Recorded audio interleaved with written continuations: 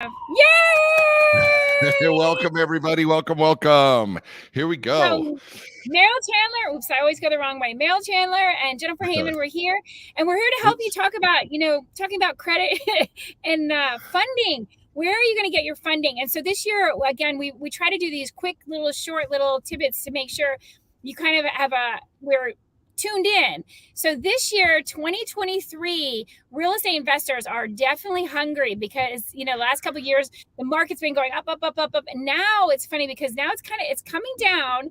Some of the places it's not dramatically down, but it's not the multiple offers and all the craziness there was before. So the biggest question that I have real estate investors asking me right now is, should they be working with the big national banks, the Wells Fargos, the Bank of Americas, to get real estate investing funding? Should they be going back to the hard money, the really expensive ones? Or should they be looking at like the small regionals? Or what kind of places should they be looking for to create relationships? Yeah. So they can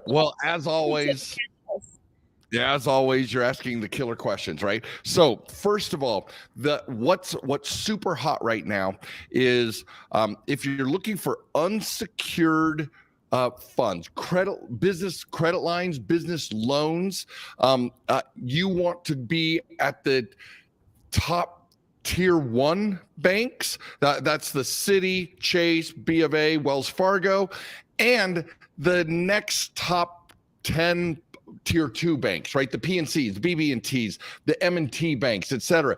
They've got some great programs. In fact, yesterday, Jennifer, on my own Facebook Live, the fundability report that I do every week, there is the only sector of the economy that isn't slowing down are small businesses looking for funds, because they want to take advantage. Maybe they've been listening to our program. Maybe they've been listening to my how to leverage and slingshot your way towards prosperity during the tough times. But one of the things that I said there, and we're going to share today, is the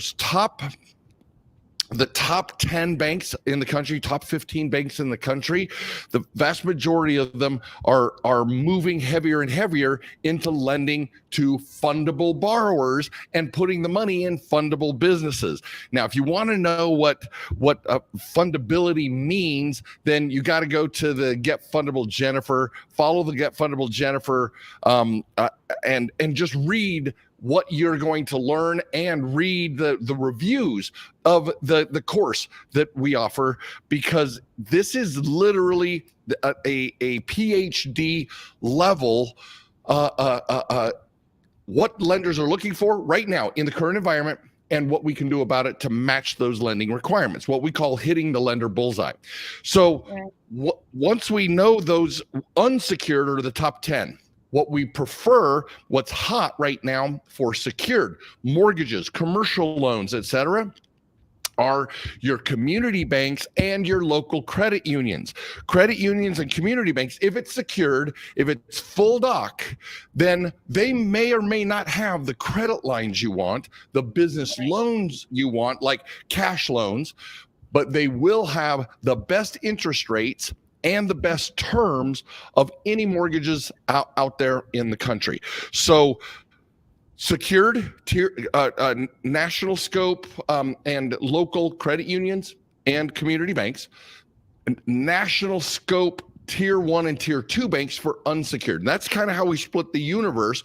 That was good. That split was true in prosperous times, but it's even more true now because everybody's going vertical. They're trying to take care of, like, credit unions want to take care of their members. They want to deep dive and refinance or take care of, get HELOCs and one thing that's coming out, I'll be doing more research on this, but there's actually more and more people who are offering business home equity lines of credit, meaning they're using the home equity, but to backstop business credit lines. So more on that later.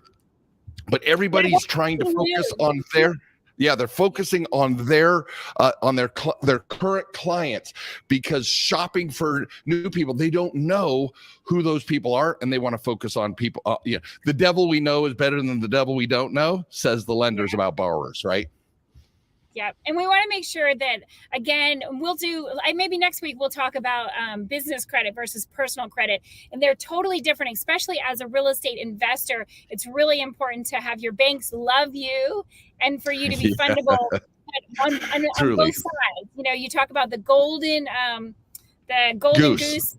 The golden egg is your personal credit, and you need to make sure that you understand they are connected. There was a day and time, I think probably 20 years ago, when people really had the idea, and it's an old idea. I want to say it's a myth, in that they think that they can somehow completely separate and nobody will know about their personal credit.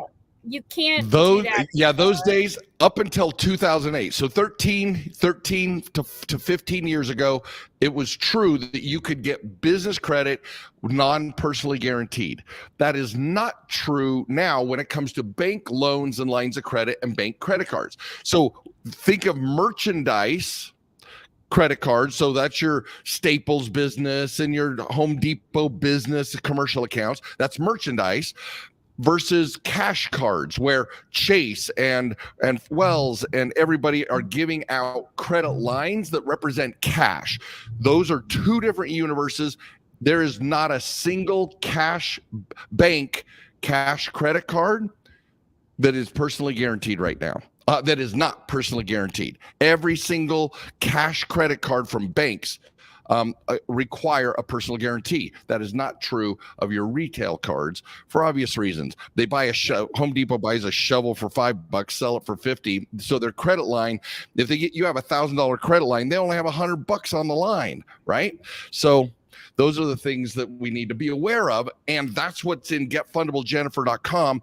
Find out the truth about how this game is played so that you can take advantage of what we're doing.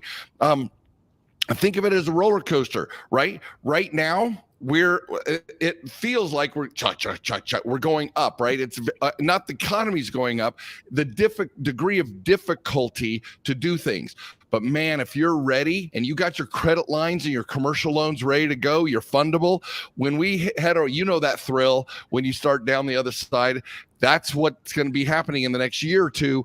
I want you to be ready, because everybody can't be fundable in 30 days. It's not a 30-day thing. Lenders look at a 24-month look-back period in increments of 3 months, 6 months, 9 months, 12 months, 18 months, 24 months. So they want to see these behaviors start now so they give you money in the future. Find out at Get Fundable Jennifer. I'm telling you, getfundablejennifer.com. Find out what you need to know in order to leverage the daylights. I almost said I was almost profane, but I do that on my show, not on yours. Not on mine. So. Yes, yeah. Thank you. And I was going to say, Get Fundable Jennifer. It gives you all sorts of answers. There's so much there. And again, if you just read the reviews, you will be blown away. And we'll be back next week. We'll talk about business lines of credit some more, because I think, and we'll get some more of the questions. I'm going to gather up some of the questions. Feel free to leave questions and comments. And thank you, Merrill. Thank you. I love it. Thank you. Have a great day. We will see you next week. See you next week.